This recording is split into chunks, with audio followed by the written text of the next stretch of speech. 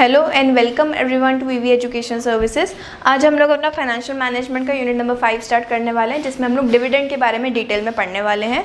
तो सबसे पहले तो डिविडेंड होता क्या है। डिविडेंड मतलब आप जो इक्विटी शेयर्स या प्रेफरेंस शेयर्स के ऊपर जो भी आप पैसा देते हो आउट ऑफ प्रॉफिट्स, वो आपका कहलाता है डिविडेंड। ठीक है। अब जैसे किसी ने आपके अगर इक्विटी शेयर्स खरीदे हैं आपकी कंपनी के, किसी ने प्रेफरेंस शेयर्स खरीदे हैं, तो उन्होंने फ्री में तो आपको पैसा दिया नहीं है। ठीक है। कॉस्ट ऑफ कैपिटल हमने लास्ट वीडियो में कवर किया ही था।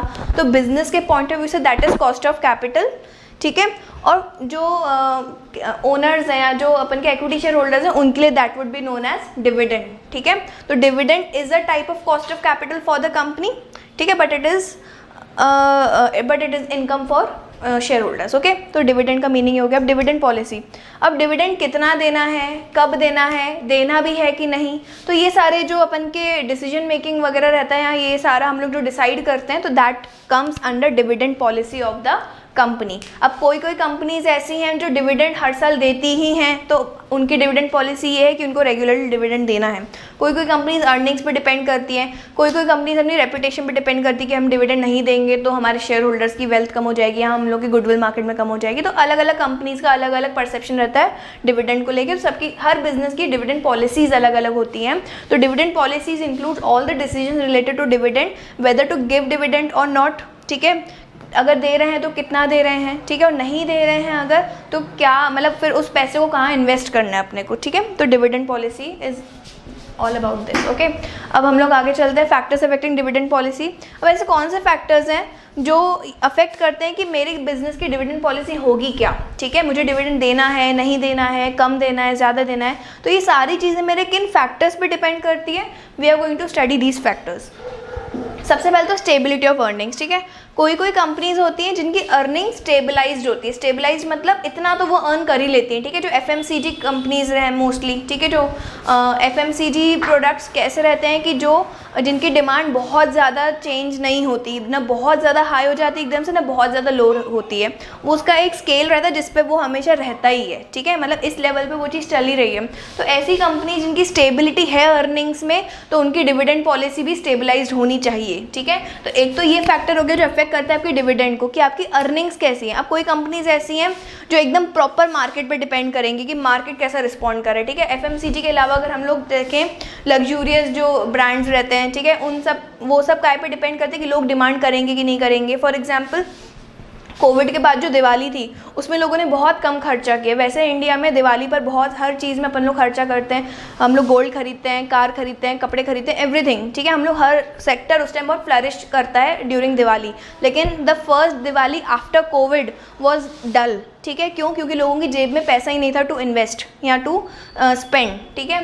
तो अर्निंग्स पे डिपेंड करते हैं कि आपकी कंपनी कितना अर्न कर रही है रेगुलरली या पर ईयरली कितना अर्न कर रही है, उसकी रेगुलरिटी है कि नहीं, वो स्टेबल है कि नहीं, इस पे डिपेंड करती है हमारी कि हम लोग डिविडेंड पॉलिसी कैसी रखना है। ठीक है।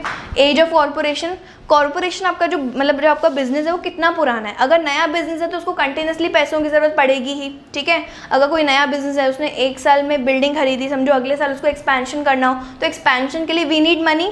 तो जो फर्म का जो नेट प्रॉफिट होगा उसको हम लोग डिविडेंड ना बांटते हुए अपने बिजनेस में ही री इन्वेस्ट कर देंगे पैसे को। ठीक है। तो एज पे भी डिपेंड करता है। अगर कोई वेल स्टेब्लिश्ड कंपनी है, बहुत पुरानी कंपनी है, उसको इतना ज़्यादा एक्सपेंशन का लोड नहीं होता है, तो वो लोग जो है अपनी नेट प्रॉफिट आता है उसमें से ही डिविडेंड दे देते हैं, डिक्लेयर कर देते हैं। तो एज पर भी डिपेंड करता है कॉर्पोरेशन की कि वो डिविडेंड पॉलिसी उनकी कैसी रहने वाली है। ठीक है।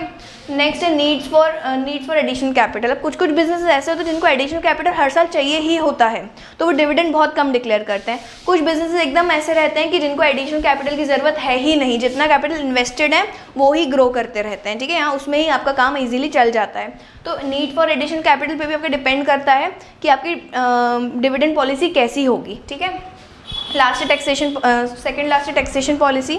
मार्केट में टैक्स कितना चल रहा है, टैक्स रेट कितना चल रहा है। ठीक है। अगर आपका टैक्स रेट कम चल रहा है, ठीक है, तो फिर आप डिबेंचर होल्डर्स को तो इंटरेस्ट देंगे ही। ठीक है। और फिर आप लोग इक्विटी शेयर होल्डर्स को भी दे देंगे, बिकॉज आपको टैक्स कम पे करना पड़ेगा। ठीक है। लेकिन अगर टैक्स रेट बहुत ज़्यादा हाई चल रहा है तो आप ज़्यादा पैसा डिबेंचर होल्डर्स और बैंक लोन में देंगे और इनको कम पैसा देंगे, बिकॉज आपको टैक्स हाई पे करना पड़ रहा है। तो टैक्सेशन पॉलिसी पे भी डिपेंड करेगा कि आपकी डिविडेंड पॉलिसी कैसी होगी। नेक्स्ट है स्टेट ऑफ कैपिटल मार्केट।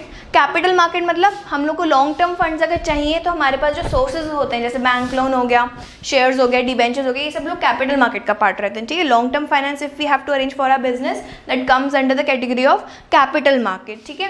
तो it refers to long term, ठीक है। लॉन्ग टर्म के लिए अगर मेरे को चाहिए पैसा चाहिए तो मैं अपना कैपिटल मार्केट से इशू करती हूँ। तो वहाँ का कंडीशन कैसा है कैपिटल मार्केट का? If it is easy for me as a company to borrow capital या to borrow money from other source, ठीक है, तो फिर मैं उस सोर्स से पैसा अरेंज कर लूँगी और जो मेरे पास नेट प्रॉफिट है that I will distribute as dividend, ठीक है। लेकिन अगर कैपिटल मार्केट से मेरे को पैसा मिलना थोड़ा सा मुश्किल हो रहा है तो मैं डिविडेंड रोक कर वो ही पैसा बिजनेस में लगा देती हूँ। तो ये जो है ऐसे वर्क करता है कि आपका कैपिटल मार्केट की कंडीशन कैसी है, ठीक है, how capital market is treating you. अगर आपको ईजिली वहाँ से पैसा मिल जाएगा to invest in your business तो you will distribute the dividend, but अगर वहाँ से आपको पैसा मिलना पॉसिबल नहीं है तो you will retain the dividend, use it in the business and you will not distribute it as dividend, ठीक है। तो ये आपके फैक्टर्स है जो अफेक्ट करते हैं किसी भी कंपनी के डिविडेंड पॉलिसी को। I hope things are clear. Thank you so much. Services, आज हम लोग अपना फाइनेंशियल मैनेजमेंट का यूनिट नंबर 5 का एक टॉपिक पढ़ने वाले हैं, that is types of dividend policies. Last video में हम लोगों ने कवर किया था कि डिविडेंड पॉलिसी होता क्या है। आज हम लोग टाइप्स ऑफ डिविडेंड पॉलिसी पढ़ेंगे, तो कि कंपनीज में किस टाइप की पॉलिसीज़ मोस्टली होती हैं। तो हम लोगों ने ये कुछ डिविडेंड पॉलिसीज़ यहाँ पे लिख रखी हैं, ठीक है, जो जिसको हम लोग एक एक करके डिस्कस करने वाले हैं। पहला है regular dividend policy. As the name suggest, ये वो कंपनीज़ हैं जो रेगुलरली अपने शेयर होल्डर्स को डिविडेंड देते ही हैं, नो मैटर व्हाट, ठीक है। तो रेगुलर डिविडेंड पॉलिसी मतलब रेगुलरली डिविडेंड देते हैं, लेकिन अमाउंट इज़ नॉट फिक्स्ड। वैसे भी डिविडेंड्स जो होते हैं वो फिक्स्ड अमाउंट्स नहीं होते हैं, मतलब जैसे डिबेंचर्स हैं या बैंक लोन है तो there you have interest rate attach to it कि आपको इतना इंटरेस्ट देना ही है डिबेंचर्स पर और बैंक लोन पे। लेकिन जो शेयर्स होते हैं उस पर जो अपन डिविडेंड पे करते हैं वो वैसे भी फिक्स्ड नहीं होते हैं, वो डिपेंड करते हैं हमारे प्रॉफिट पे कि अगर प्रॉफिट ज़्यादा है तो ज़्यादा डिविडेंड, प्रॉफिट कम है तो कम डिविडेंड। लेकिन ये जो वाली जो पॉलिसी फॉलो करता है वो रेगुलरली देता है, चाहे कम दे चाहे ज़्यादा दे, लेकिन रेगुलर डिविडेंड्स, ठीक है। नेक्स्ट है, अच्छा ये जो रेगुलर डिविडेंड पॉलिसी है किसके लिए ज़्यादा अच्छे से वर्क करती है? जो लोग रिटायर्ड हैं, ठीक है, ये मेनली वो लोग हैं जो अभी जिनके पास कोई अर्निंग सोर्स नहीं है, तो ये लोग शेयर्स खरीद लेते हैं किसी कंपनी को और एवरी ईयर इनको अच्छा खासा डिविडेंड मिलता है जिससे उनका जो है लाइवलीहुड चल जाता है, ठीक है। तो ये मोस्टली रिटायर्ड लोगों के लिए रिकमेंडेबल होती है, ठीक है। नेक्स्ट है स्टेबल डिविडेंड पॉलिसी। स्टेबल मतलब कि कितना डिविडेंड देना है वो भी स्टेबल रहता है इनका, कम देना है कि ज़्यादा देना है। कोई कंपनीज होती हैं जिनके पास ज़्यादा प्रॉफिट होता है लेकिन वो फिर भी मॉडरेट डिविडेंड ही देती है हर साल, है ना, क्योंकि वो कवर अप हो जाता है। किसी साल कम डिविडेंड दिया, किसी साल बहुत ज़्यादा डिविडेंड दिया अगर बाय चांस, तो ऐसे स्टेबिलिटी नहीं बनती कि कितना डिविडेंड देना है। तो स्टेबल डिविडेंड पॉलिसी मतलब कि आप इसमें अमाउंट भी फिक्स कर रहे हो, मतलब लगभग एक आपने बैंड बना दिया कि हाँ इतने से इतने तक का डिविडेंड आपको पर शेयर देना ही है, ठीक है। तो इसको बोलते हैं स्टेबल डिविडेंड पॉलिसी। नेक्स्ट है इर्रेगुलर डिविडेंड पॉलिसी। इर्रेगुलर मतलब क्या? जिसमें ऐसा होता है कि कंपनी को प्रॉफिट्स हुए तो दे दिए डिविडेंड, है ना, कंपनी को प्रॉफिट्स नहीं हुए तो नहीं दिए डिविडेंड, एक्सपेंशन का कोई स्कोप नहीं है तो दे दिए डिविडेंड। अगर आपको बिजनेस में पैसा चाहिए, एक्सपेंशन कर रहे हो, बिजनेस में ही फिर से री इन्वेस्ट करना है तो नहीं दिया डिविडेंड। मतलब वो कंप्लीटली सिचुएशन बेस्ड होता है, इसको हम लोग बोलते हैं इर्रेगुलर डिविडेंड पॉलिसी, ठीक है। Moving on to next, no dividend policy. अब कुछ कंपनीज ऐसी भी होती हैं जो बिल्कुल भी डिविडेंड नहीं देती हैं, इनकी पॉलिसी होती है कि हम डिविडेंड नहीं देते, ठीक है। तो अब क्वेश्चन आता है कि ऐसे कंपनी के शेयर्स लोग खरीदते क्यों हैं, ठीक है। तो ये आप लोगों को पता होगा कि जो डिविडेंड है सिर्फ वो इनकम नहीं होती आपकी शेयर्स के ऊपर, ठीक है। जो आपका मार्केट प्राइस होता है शेयर का, ठीक है, वो भी मार्केट में ग्रो करता है। मेनली इनकम अपन की वहाँ से होती है। एज अ शेयर होल्डर हम लोग की जो मेन इनकम होती है वो मार्केट के ग्रोथ से होती है, ना कि डिविडेंड से। तो कुछ ऐसी कंपनीज होती हैं जो डिविडेंड बिल्कुल भी नहीं देती लेकिन फिर भी लोग उनका शेयर खरीदते हैं बिकॉज वो मार्केट में अच्छा परफॉर्म कर रही हैं। जो मार्केट में उनका जो शेयर प्राइस है वो राइज हो रहा है, वहाँ से लोगों को इनकम मिल रही है, वहाँ से लोगों को अर्निंग्स मिल रही होती हैं, ठीक है। तो नो डिविडेंड पॉलिसी। नेक्स्ट है policy of regular plus extra dividend. अब कोई कोई कंपनीज ऐसी होती हैं जो रेगुलर डिविडेंड भी देती हैं और जिस साल बहुत ज़्यादा प्रॉफिट होता है उस टाइम पर एक्स्ट्रा डिविडेंड भी देती हैं, ठीक है। अब कभी कभी बहुत ज़्यादा अच्छा किसी का अगर साल में बहुत ज़्यादा अच्छा रिटर्न्स मिल जाते हैं, नेट प्रॉफिट बहुत अच्छा मिल जाता है, तो रेगुलर के साथ साथ आप जो है एक्स्ट्रा डिविडेंड भी देते हो अपने शेयर होल्डर्स को, ठीक है। इससे कंपनी की गुडविल अच्छी बनी रहती है मार्केट में, और शेयर्स अगर कंपनी को इशू करने हो तो वो उससे एक साल पहले एक्स्ट्रा डिविडेंड दे देती है, जिससे और शेयर होल्डर्स अट्रैक्ट होंगे और आपके बिजनेस में इन्वेस्ट करेंगे, ठीक है।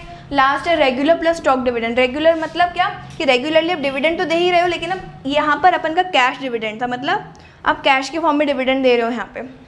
यहाँ पर आप स्टॉक के फॉर्म में डिविडेंड दे रहे हो। मतलब फॉर एग्जाम्पल अगर मैं किसी ए कंपनी की शेयर होल्डर हूँ, ठीक है, और वो कंपनी की regular and stock dividend policy है, ठीक है, तो वहाँ पर मेरे को रेगुलर समझो 70 रुपीज़ पर शेयर पे तो डिविडेंड मिल ही रहा है, प्लस मेरे को और शेयर्स मिल गए वहाँ से। डिविडेंड कैश में नहीं मिलकर शेयर्स या स्टॉक के फॉर्म में जब मेरे को मिलने लग जाए उसको अपन बोलते हैं स्टॉक डिविडेंड, ठीक है। तो कोई कोई कंपनीज जो है ये भी फॉलो करती हैं। तो these were the types of dividend policies that a company में follow. Okay, I hope things are clear. Thank you so much.